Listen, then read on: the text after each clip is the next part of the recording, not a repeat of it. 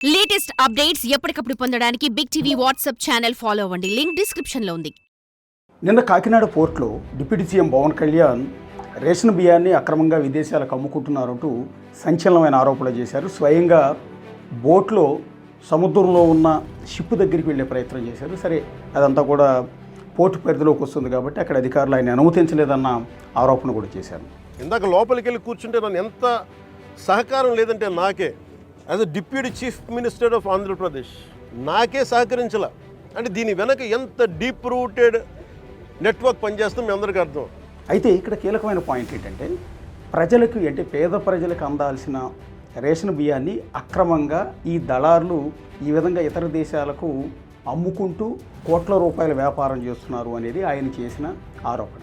ఈ మాట విన్న తర్వాత ఇదంతా పవన్ కళ్యాణ్ చేసిన కామెంట్స్ అన్ని సోషల్ మీడియాలో వైరల్ అయిన తర్వాత చాలామందికి వస్తున్న డౌట్ ఏంటంటే ఇన్ని వేల టన్నుల రేషన్ బియ్యం అనేది అసలు పోర్టు వరకు ఎలా వెళ్తుంది, పేద ప్రజలకు అందాల్సిన రేషన్ బియ్యం ఈ విధంగా దళారుల చేతికి ఎక్స్పోర్టర్స్ చేతికి ఏ విధంగా వెళ్ళింది అనేది ప్రధానమైన ప్రశ్న. సరే, ఎవరికి నచ్చింది వాళ్ళు అనాలిసిస్ చేస్తూ ఉన్నారు. మనం ఒకసారి క్రాస్ చెక్ చేస్తే ఇదంతా నేరుగా ఎవరైతే విదేశాలకు అమ్ముకుంటున్న ఎక్స్పోర్టర్స్ చేతికి డీలర్ల నుంచో లేకపోతే సివిల్ సప్లైస్ అధికారుల నుంచో వెళ్ళటం లేదు. ఈ రేషన్ బియ్యం అంతా ప్రజల నుంచే వెళ్తుంది. ఇదే ఆశ్చర్యం. దీని మీదే ప్రభుత్వం విచారణ జరిపించాల్సి ఉంటుంది. ప్రజల నుంచి ఎక్స్పోర్టర్స్ చేతికి బియ్యం ఎట్లా వెళ్తుంది అంటే రెగ్యులర్గా ప్రభుత్వం ఆంధ్రప్రదేశ్ సర్కార్ చేస్తున్నది ఏంటంటే ప్రజలందరికీ ఉచితంగా రేషన్ బియ్యాన్ని అందిస్తుంది. ఒక్కొక్కరికి 5 కేజీల చొప్పున అందిస్తూ ఉన్నారు. అంత్యోదయ కార్డు ద్వారా అయితే 35 కేజీలు గరిష్టంగా ఉచితంగా అందిస్తూ ఉన్నారు. ఈ రేషన్ బియ్యం అంతా కంప్లీట్ ఫ్రీగానే ఇస్తారు. ఇక దీనితో పాటు కందిపప్పు 1 కేజీ ఇస్తారు 65 రూపాయలకి, పంచదార ఒక 1/2 కేజీ ఇస్తారు. ఒక్కొక్కరికి 1/2 కేజీ 17 రూపాయల చొప్పున ఈ సబ్సిడీ మీద వీటిని అందిస్తూ ఉంటారు. సో ఇలా ఇచ్చే బియ్యం గతంలో అయితే రేషన్ డీలర్ దగ్గరికి వెళ్ళి మనమే సంచి తీసుకువెళ్ళి కొలత కొలిపించుకుని రేషన్ కార్డు చూపించి అందులో ఎంట్రీ చేయించుకుని బియ్యాన్ని, పంచదారని, కిరోసిన్ని ఇట్లాంటి వాటిని తెచ్చుకునేవాళ్ళం. 2019లో జగన్మోహన్ రెడ్డి సీఎం అయిన తర్వాత ఈ విధానం కాస్త మార్చారు. ఎందుకంటే ప్రజలు రేషన్ డీలర్ దగ్గరికి వెళ్ళి ఇవన్నీ తెచ్చుకోవాలంటే ఇబ్బంది అవుతుందన్న ఉద్దేశంతో ఆయన రేషన్ బియ్యాన్ని నేరుగా ఇంటి దగ్గరికి డోర్ డెలివరీ చేసే ఏర్పాటు చేశారు. దానికోసం 1300 వెహికల్స్ని కూడా కొనుగోలు చేశారు. ఆ వెహికల్స్ని సంబంధిత డ్రైవర్కి అప్పచెప్పారు. ఒక్కొక్క వెహికల్కి 21,000 రూపాయలు గవర్నమెంట్ ద్వారా పే చేసేటట్టు, ఈఎంఐ ఆ వ్యాన్ ఈఎంఐ గవర్నమెంట్ కట్టేటట్టు, ఒక 6 ఏళ్ళు సర్వీస్ చేస్తే ఆ వ్యాను ఎవరైతే నడుపుతున్నారో వాళ్ళే సొంతం చేసుకునేలా ఒప్పందం చేసుకుని వారి ద్వారా రేషన్ డీలర్ నుంచి ఆ బియ్యాన్ని తీసుకెళ్ళి ఇంటింటికి వాలంటీర్ కావచ్చు, విఆర్ఓతో కావచ్చు ఇంటింటికి బియ్యాన్ని సప్లై చేసే పనిలో పెట్టారు. అది కూడా ఏంటంటే ఆ గ్రామానికి వెళ్ళిన తర్వాత ఆ వీధి మొదట్లో ఈ వ్యాన్ పెట్టి సైరన్ మోగించిన తర్వాత ఎవరైతే రేషన్ కార్డు హోల్డర్స్ ఉన్నారో వాళ్ళు వచ్చి బియ్యం పట్టుకెళ్ళేలా విధానాన్ని అమలు చేస్తూ వచ్చారు. ఇలా వస్తున్న క్రమంలో ఎవరైతే రేషన్ కార్డు హోల్డర్ ఉన్నారో వాళ్ళు బియ్యం తీసుకోవడానికి ఈ వ్యాన్ దగ్గరకు వస్తూ ఉన్నారు. ఇక్కడే అసలైన విషయం అంతా కూడా జరుగుతుంది. బేసిక్గా ఒక ఇంట్లో 4 ఉంటే ఒక్కొక్కరికి 5 కేజీల చొప్పున 20 కేజీలు ఉంటాయి. అంత్యోదయ కార్డు అయితే 35 కేజీలు గరిష్టంగా ఇస్తారని చెప్పాను కదా. ఇలా ఇచ్చిన బియ్యాన్ని జనం తీసుకోవటం లేదు. ఇది ఆశ్చర్యకరం. అదేంటి, పేదవాళ్ళ కోసం ఇచ్చిన బియ్యం కదా వాళ్ళు ఎందుకు తీసుకోవట్లేదు అంటే ఇక్కడే అసలైన వ్యవహారం ఉంది. ఆ వ్యాన్ డ్రైవర్ ఎవరైతే ఉన్నారో గవర్నమెంట్ 21,000 రూపాయలు ఇచ్చి వ్యాన్ కూడా ఇప్పించిందో ఆ వ్యాన్ డ్రైవర్ వచ్చిన జనంతో ఏం చెప్తున్నారంటే నీకు బియ్యం కావాలా, డబ్బులు కావాలా అని అడుగుతున్నారు. ఎందుకు అంటే జనం చాలామంది ఆ బియ్యం తీసుకెళ్ళి వేరే చోట అమ్మేసుకుంటూ ఉన్నారు. వాటిని తినట్లేదు. రేషన్ బియ్యం అనగానే చాలామందిలో ఒక రకమైన భావన ఉంటుంది. దొడ్డు బియ్యం అని, ఆ బియ్యం బాగోవని, అవి మురుగు కంపు కొడుతూ ఉంటాయని, లేకపోతే పురుగులు బట్టి ఉంటాయని ఇట్లా రకరకాల కామెంట్స్ చేస్తుంటారు చాలామంది. అందువల్ల రేషన్ బియ్యం అనగానే, రేషన్ బియ్యం తినేవాళ్ళు అనగానే జనాలందరిలో ఒక తెలియని భావన ఉంటుంది. అదే క్రమంలో ఈ పేద ప్రజలు కూడా ఈ రేషన్ బియ్యం ఇచ్చే వాహనం దాకా వస్తున్నారు, కానీ ఆ బియ్యాన్ని అందరూ కూడా తీసుకెళ్ళట్లా. దాదాపు 70-80% మంది, 100 మందిలో 70-80 మంది ఈ బియ్యాన్ని తీసుకెళ్లకుండా ఆ డ్రైవర్ అడుగుతాడు కదా నీకు బియ్యం కావాలా, డబ్బులు కావాలని. ఒక డబ్బులు ఇచ్చే స్కీమ్ ఏమైనా ఉందా అని మీరు అనుకుంటారు. అట్లా కాదు. ఎందుకు అంటే ఆ డ్రైవరే డబ్బులు ఇస్తాడు. ఎలా అంటే కేజీకి 10 రూపాయల చొప్పున వాడే రేటు కట్టేస్తాడు. ఎందుకు అంటే వాడి వెనక ఒక ఏజెంట్ ఉంటాడు. ఆ ఏజెంటు ఎక్స్పోర్టర్ చేతిలో ఉంటాడు. వీళ్ళందరూ కలిసి టైఅప్ అయ్యి ఈ బియ్యానికి వెలగట్టేస్తారు. అందువల్ల ఎలాగో జనం ఈ బియ్యం తీసుకోవడానికి చాలామంది ఇంట్రెస్ట్ చూపించట్లేదు కాబట్టి వాళ్ళు వచ్చి ఎంట్రీ చేస్తారు, తంబు కొడతారు, ఓటీపీ నంబర్ చెప్తారు, అన్నీ చేసి బియ్యం తీసుకున్నట్టుగా అక్కడ రికార్డ్స్లో నోట్ చేస్తారు. కానీ బియ్యం మాత్రం ప్రజలు తీసుకెళ్లరు. దాని బదులు డ్రైవర్ ఇచ్చే డబ్బులు తీసుకెళ్తారు. 35 కేజీలు నీకు బియ్యం వస్తే 35 × 10 రూపాయల చొప్పున 350 రూపాయలు ఆ రేషన్ కార్డు హోల్డర్కి వ్యాన్ డ్రైవరే డబ్బులు ఇచ్చేస్తారు. మరి వ్యాన్ డ్రైవర్కి డబ్బులు ఎక్కడై? ఇక్కడ మళ్ళీ 2 విధానాలు ఉంటాయి. సంబంధిత డీలర్, వ్యాన్ డ్రైవర్, వీళ్ళిద్దరు కలిసి కుమ్మక్కైతే గేమ్ ఒకలా ఉంటుంది, వేరువేరుగా అయితే ఇంకొకలా ఉంటుంది. ఒకవేళ డీలరు డ్రైవర్ ఇద్దరు ఏకమైపోతే వీళ్ళిద్దరూ ఒక అండర్స్టాండింగ్ వచ్చేస్తారు. ఎవరైతే రేషన్ బియ్యాన్ని తీసుకెళ్ళడానికి ఇంట్రెస్ట్ చూపించట్లేదో వాళ్ళందరి చేత తంబ్ ఇంప్రెషన్ తీసుకొని వాళ్ళు ఓటీపీ కూడా తీసుకుని వాళ్ళు బియ్యం తీసుకున్నట్టుగా క్లెయిమ్ చేసి వాళ్ళకి ఇంత రేటు కట్టేసి డబ్బులు ఇచ్చేస్తారు. కొన్ని చోట్ల 9 రూపాయలు ఇస్తారు, కొన్ని చోట్ల 8 రూపాయలు ఇస్తారు కేజీకి, ఇంకో చోట 10 రూపాయలు ఇస్తారు. జనం కూడా బియ్యం తీసుకెళ్ళకుండా డబ్బులు తీసుకెళ్ళడానికి చాలామంది అలవాటు పడిపోయారు. అందువల్ల డీలర్ ఈ డ్రైవర్కి డబ్బులు ఇస్తాడు. ఎన్ని కేజీలు ఉంటే ఎన్ని బస్తాలు ఉంటే అన్ని బస్తాలు. అందువల్ల తీసుకెళ్ళిన వ్యాన్లో బియ్యం బస్తాలు వ్యాన్లోనే ఉండిపోతాయి, కానీ బియ్యాన్ని జనానికి సప్లై చేసినట్టుగా రికార్డ్స్లో చూపిస్తుంటారు. అలాగే జనం కూడా తీసుకెళ్ళినట్టు వాళ్ళకి తంబ్ ఇంప్రెషన్ ఉంటుంది, అట్లాగే వాళ్ళ ఓటీపీ కూడా ఎంటర్ చేసి ఉంటారు. కానీ బియ్యం మాత్రం బస్తాలన్నీ వ్యాన్లోనే ఉంటాయి. అలా ప్రజలు తీసుకోవడానికి నిరాకరించిన బియ్యం, అంటే బియ్యం బదులు డబ్బులు తీసుకోవల్ల బస్తాల్లోనే మిగిలిపోయిన ఈ బియ్యాన్ని మళ్ళీ యాస్టీజ్గా వెనక్కి డీలర్ దగ్గరికి వచ్చేస్తాయి. ఈ డీలర్ వాటి వేరే గోడౌన్కి తరలిస్తాడు. అట్లా ప్రతి చోట ఇందాక నేను చెప్పాను కదా, దాదాపు 70-80% మంది, మిగిలిన 30% మంది మాత్రమే ఈ బియ్యాన్ని తీసుకెళ్ళి తింటూ ఉన్నారు, లేదా తీసుకెళ్ళి వేరే వాళ్ళకి అమ్ముకుంటూ ఉన్నారు. రేషన్ డీలర్ దగ్గర లేకపోతే వ్యాన్ డ్రైవర్ దగ్గర అమ్ముకోకుండా బయటికి తీసుకెళ్ళి అమ్ముకుంటున్నారు. తినేవాళ్ళ సంఖ్య చాలా తక్కువ ఉంది. ఎందుకు తినట్లేదు అంటే దానికి వేరు వేరు కారణాలు ఉంటాయి. దాని ప్రజలను మనకి కించపరచక్కర్లా, తక్కువ చేయక్కర్లా, వాళ్ళకి నచ్చట్లేదు చాలామంది. కానీ రేషన్ బియ్యం కావాలంటున్నారు, తీసుకుంటున్నారు. ఇలా రేషన్ డీలర్ దగ్గరికి రిటర్న్ వెళ్ళిపోయిన బియ్యం ఎవరైతే ఏజెంటు లేదా బ్రోకర్ ఉంటాడు, ఆ బ్రోకర్తో టైఅప్ అవుతాడు.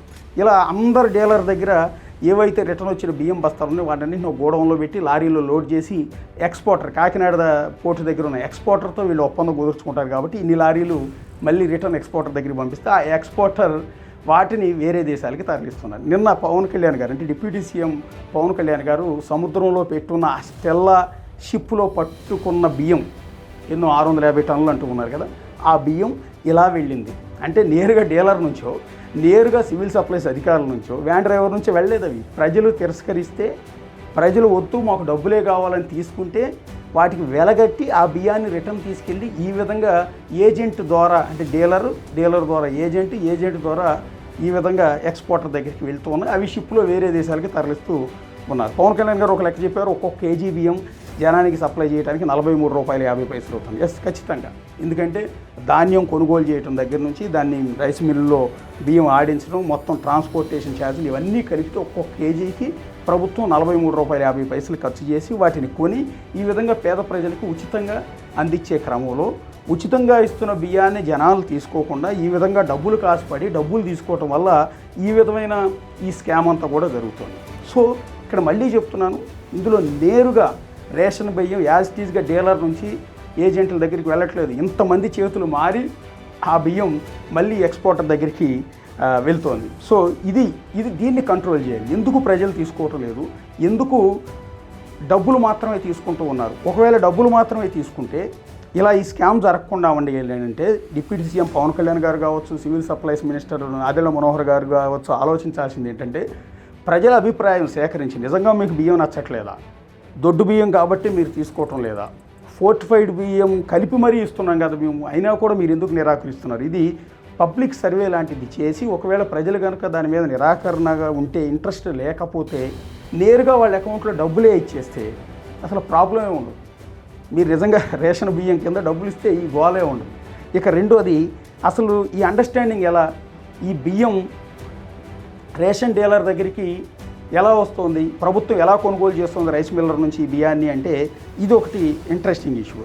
రైతు నుంచి నేరుగా ధాన్యాన్ని ప్రభుత్వమే ప్రొక్యూర్ చేస్తుంది. ఈ క్రాపు లేకపోతే ఆర్బీకే సెంటర్లు ఇట్లా వేరు విధానాల ద్వారా రైతు పండించిన ధాన్యాన్ని ప్రభుత్వమే కొనుగోలు చేసి దాన్ని రైస్ మిల్లర్కి సప్లై చేస్తుంది. రైస్ మిల్లర్కి సప్లై చేసిన తర్వాత రైస్ మిల్లర్ ఆ ధాన్యం మొత్తం పట్టి బియ్యం కింద మార్చిన తర్వాత 67% ప్రభుత్వానికి బియ్యం రూపాయలు ఇవ్వాల్సి ఉంటుంది. అంటే 100 కేజీల ధాన్యం ఇస్తే 67 కేజీల బియ్యాన్ని విత్ నూకలతో కలిపి ప్రభుత్వానికి సప్లై చేయాల్సి ఉంటుంది. ఇలా బియ్యం కింద మార్చినందుకు ఇంత అమౌంట్ అని గవర్నమెంట్ రైస్ మిల్లర్కి పే చేస్తుంది. ఇలా ప్యాక్ చేసే క్రమంలో ఆ పైన గన్నీ బ్యాగ్ అంటాం బస్తా, అది గవర్నమెంటే ఇస్తుంది. దానితో పాటు ప్రజలకు పౌష్టికాహారం అందించాలన్న ఉద్దేశంతో ఈ రేషన్ బియ్యంలో కలపడానికి ఫోర్టిఫైడ్ రైస్ అంటాం, తెలుసు కదా, అది విటమిన్స్ అన్నీ కలిపి ఉండే ఒక పౌష్టికాహారంతో కూడిన ఆ బియ్యాన్ని కూడా ప్రభుత్వమే ఈ మిల్లర్కి సప్లై చేస్తుంది సివిల్ సప్లైస్ అధికారుల ద్వారా. ఇలా వచ్చిన బియ్యాన్ని కూడా ఈ బస్తాలో కలపాల్సిన బాధ్యత రైస్ మిల్లర్దే. అలా కలిపిన బియ్యం రేషన్ డీలర్ దగ్గరికి వచ్చి రేషన్ డీలర్ ద్వారా వ్యాన్ డ్రైవర్ దగ్గరికి వెళ్ళి వ్యాన్ డ్రైవర్ ద్వారా వాలంటీర్ విఆర్ఓ ద్వారా ప్రజల దగ్గరికి వెళ్తుంది. అయితే చాలామంది ప్రజలకు అవగాహన లేక అలా రేషన్ బియ్యంలో కలిసి వచ్చిన ఆ ఫోర్టిఫైడ్ రైస్ అనేదాన్ని ప్లాస్టిక్ రైస్ అనుకుని భ్రమపడి పొరపడి వాటిని తినటం మానేశారు. అట్లాగే మీడియాలో కూడా అవగాహన లేక చాలామంది దాన్ని ప్లాస్టిక్ రైస్ కింద రకరకాల కథనాలు ప్రసారం చేయడంతో జనాల్లో ఒక భయం వచ్చేసింది. రేషన్ బియ్యంలో ప్లాస్టిక్ రైస్ కలిపేస్తున్నారంట, సో వీటిని తింటే హెల్త్ పాడైపోతుంది అని అపోహపడి ఈ బియ్యం తింటం మానేశారు. నిజానికి అది ప్లాస్టిక్ బియ్యం కాదు, ఫోర్టిఫైడ్ రైస్. ఇది ఫోర్టిఫైడ్ రైసు, ఇది సమృద్ధి కలిగిన ఆహారం అని అన్న విషయాన్ని ప్రజలకు చెప్పే విషయంలో ప్రభుత్వాలు ఫెయిల్ అవుతున్నాయి. కాబట్టి ఫోర్టిఫైడ్ రైస్ ఏంటంటే జనాలకు ఈరోజు కూడా తెలియక ఇది ప్లాస్టిక్ రైస్ అని భ్రమపడి రేషన్ బియ్యాన్ని తీసుకోవడానికి నిరాకరిస్తూ ఉన్నారు. అందుకని ఇందాక నేను చెప్పాను, రేషన్ బియ్యం ప్రజలు ఎందుకు తినటం లేదు, ఉచితంగా ఇచ్చే బియ్యాన్ని అనడానికి ఇదొక కారణంగా కనిపిస్తుంది. సో ఈ విధంగా ప్యాక్ చేసిన బియ్యం రేషన్ డీలర్ దగ్గరికి వెళ్ళి అక్కడ నుంచి వ్యాన్ ద్వారా ప్రజల దగ్గరికి వెళ్ళాలి. ప్రజలు మళ్ళీ దాన్ని రిజెక్ట్ చేసి డబ్బులు కమ్ముకోవడం వల్ల మళ్ళీ అవన్నీ కూడా ప్యాక్ అయ్యి వెనక్కి వెళ్ళిపోతూ ఉన్నాయి. ఇక్కడే అసలు స్కామ్ అంతా కూడా జరుగుతుంది. సో ఇక్కడ ప్రజాభిప్రాయం తీసుకోదలిస్తే, ప్రజల నుంచి బియ్యం ఎందుకు వెనక్కి వెళ్ళిపోతున్నాయి అనేది తెలిస్తే అప్పుడు దాన్ని బట్టి మనం ఈ విధంగా ఈ స్కామ్ని కంట్రోల్ చేయొచ్చు, ఈ ఎక్స్పోర్ట్ని ఆపవచ్చు. అలా కాకుండా ప్రజలు ఇష్టంతో బియ్యం వెనక్కి అమ్ముకుంటున్నప్పుడు, ఇస్తున్నప్పుడు దీన్ని మీరు ఏమీ చేయలేరు అనేది నా భావనగా ఇక్కడ చాలా స్పష్టంగా కనిపిస్తుంది. ఇంకొకటి, ఇక్కడ రీసైక్లింగ్ రైస్ అనేవాళ్ళు ఇంతకుముందు. రీసైక్లింగ్ అంటే ఆల్రెడీ రైస్ మిల్ నుంచి ఎఫ్సిఐకి అంటే ఫుడ్ కార్పొరేషన్ ఆఫ్ ఇండియాకి వెళ్ళి ఫుడ్ కార్పొరేషన్ ఆఫ్ ఇండియా నుంచి మళ్ళీ అవి స్టేట్ గవర్నమెంట్కి వచ్చి అవి మళ్ళీ రేషన్ డీలర్ దగ్గరికి వచ్చి సివిల్ సప్లైస్ ద్వారా రేషన్ డీలర్ నుంచి నేరుగా ప్రజల దగ్గరికి ఇంతకుముందు వెళ్ళే విధానం ఉండేది. అయితే అలా వెళ్ళే క్రమంలో ఏం చేసేవాళ్ళంటే ఈ ప్రజల దగ్గరికి వెళ్ళిన రైస్ వాళ్ళు తీసుకోవట్లేదనో వేరు కారణాలతో ఆ రైస్ బస్తాలు మళ్ళీ వెనక్కి తెచ్చి మళ్ళీ రైస్ మిల్కి సప్లై చేసేవాళ్ళు. ఇట్లా ఒక మతలబు జరిగేది, రీసైకిల్ జరిగేది. మళ్ళీ రైస్ మిల్లర్ వాటిని తక్కువ రేటుకు కొని మళ్ళీ కొత్త బ్యాగుల్లో ప్యాక్ చేసి మళ్ళీ ఎఫ్సిఐకి సప్లై చేసేవాడు. మళ్ళీ ఎఫ్సిఐ నుంచి సివిల్ సప్లైస్ నుంచి రేషన్ డీలర్, మళ్ళీ రేషన్ డీలర్ నుంచి రైస్ మిల్ నుంచి మళ్ళీ ఎఫ్సిఐ, ఇట్లా రీసైకిల్ అయ్యేది. ఒక పెద్ద స్కామ్ జరిగేది. దాన్ని ఆ తర్వాత పట్టుకోవడం, రైస్ మిల్లుల మీద దాడి చేయటం, ఇదంతా కూడా జరిగిన తర్వాత రీసైక్లింగ్ ఆగి ఇది విదేశాలకు అమ్ముకునే ఈ ఎక్స్పోర్ట్ బిజినెస్ అనేది స్టార్ట్ అయింది. సో ₹43.50 ప్రభుత్వం ఖర్చు చేసి ఒక్కొక్కరికి ఉచితంగా అందిస్తుంటే ఆ రైస్ ప్రజలు తీసుకోకపోవడంతో వెనక్కి వచ్చి ఎక్స్పోర్టర్స్ చేతిలోకి వెళ్ళి ఎక్స్పోర్టర్స్ దాన్ని ఆఫ్రికా లాంటి కరువు దేశాలకు అమ్ముకోవడం ద్వారా కేజీ ₹70 నుంచి ₹80 వరకు అమ్ముకుంటున్నారు. ఆయా మార్కెట్ల సిచ్యువేషన్స్, ఆయా దేశాల్లో ఉన్న సిచ్యువేషన్ ప్రకారం ఈ విధంగా అమ్ముకుని బాగుపడుతున్నారు ఇక్కడ ఆరోపణ. అయితే ఇది అసలు ఎక్కడి నుంచి మొదలైంది రీసైక్లింగ్ కావని ఈ బియ్యాన్ని అమ్ముకునే కల్చర్ ఎక్కడి నుంచి మొదలైందంటే వాజ్పేయి గారు ప్రధానమంత్రిగా ఉన్న సమయంలో, వాజ్పేయి గారు అక్కడ ప్రధానమంత్రిగా ఉన్నారు, ఇక్కడ రాష్ట్రంలో అప్పుడు చంద్రబాబు నాయుడు గారు ముఖ్యమంత్రిగా ఉన్న సందర్భంలో ఫుడ్ ఫర్ వర్క్ అనే స్కీమ్ని వాజ్పేయి గారు తీసుకొచ్చారు. ఫుడ్ ఫర్ వర్క్ అంటే పని చేసినందుకు ఆహారం కింద పనికి ఆహారం లాగా స్కీమ్ తీసుకొచ్చి దాని ప్రకారం ఎవరైతే కూలీలు పనిచేస్తారో ఆయా గ్రామాల్లో కావచ్చు, పట్టణాల్లో కావచ్చు, పనిచేసిన కార్మికులందరికీ, కూలీలందరికీ బియ్యాన్ని ఇచ్చేవాళ్ళు, కూలి ఇచ్చేవాళ్ళు కాదు. దీనికోసం కాంట్రాక్టర్లను కూడా పెట్టుకునేవాళ్ళు. అయితే చాలామంది కూలీలు కొంతమంది బియ్యం తీసుకునేవాళ్ళు కానీ మిగిలిన వాళ్ళు బియ్యం తీసుకునేవాళ్ళు కాదు. మాకు కూలి డబ్బులు కావాలి, ఒక బియ్యం ఒకటి ఇస్తే సరిపోదు కదా, పప్పు ఉప్పులు కావాలి, చాలా కావాలి, మాకు కష్టపడినందుకు కూలి ఇవ్వండి అంటే ఆ కాంట్రాక్టర్ ఏం చేసేవాడు అంటే బియ్యం ప్లేస్లో వాళ్ళకి రోజువారీ ఇంత కూలి కట్టించేసేవాడు. కానీ అతనికి మాత్రం కాంట్రాక్ట్ వర్క్ కింద బియ్యం మాత్రమే వచ్చాయి లారీల నిండా. సో ఆ బియ్యాన్ని ఏం చేసుకోవాలో తెలియక ఆ కాంట్రాక్టర్ ఏం చేసేవాడు మళ్ళీ రైస్ మిల్లర్స్తో ఒప్పందం కుదుర్చుకునేవాడు. ఇట్లా కూలీలు బియ్యం తీసుకోవటం లేదు కాబట్టి దీన్ని మీకు అమ్ముతున్నానంటూ ఒక రేటు కట్టి దాన్ని రైస్ మిల్లర్కి అమ్మేవాళ్ళు. ఈ రైస్ మిల్లరు అలా వచ్చిన బియ్యాన్ని మళ్ళీ కొత్త బ్యాగులు మార్చి ఎఫ్సిఐకి తోలటం, ఇట్లా రకరకాలుగా ఇక్కడ రీసైకిల్ అయ్యేది. అలా కొన్నిసార్లు ఆ బియ్యం ఎక్కువైపోయేది. అలా ఎక్కువైపోయిన సందర్భంలో ఈ రైస్ మిల్లర్లు ఎక్స్పోర్టర్స్తో ఒప్పందం చేసుకుని ఈ విధంగా కాంట్రాక్టర్ నుంచి అంటే ప్రజలు కూలీలు ఫుడ్ ఫర్ వర్క్ కింద ఏదైతే బియ్యం తీసుకోలేదో ఆ బియ్యం అంతా రిటర్న్ వచ్చేసి రైస్ మిల్లర్ వాటిని ఎక్స్పోర్టర్కి అమ్ముకుంటే కాకినాడ పోర్టు ద్వారా అవి ఇతర దేశాలకి అమ్ముడుపోవటం అనేది జరిగేది. అక్కడి నుంచి మొదలైంది ఈ scam.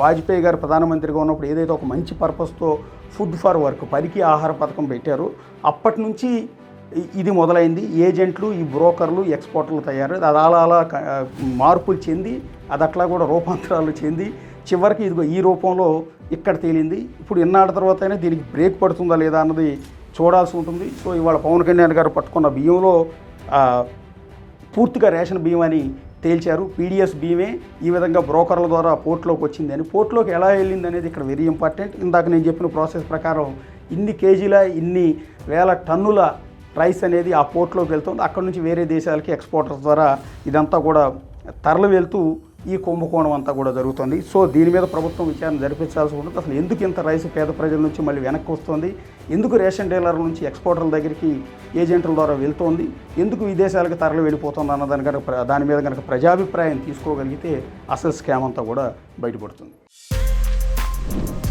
For more videos like this, subscribe Big TV channel.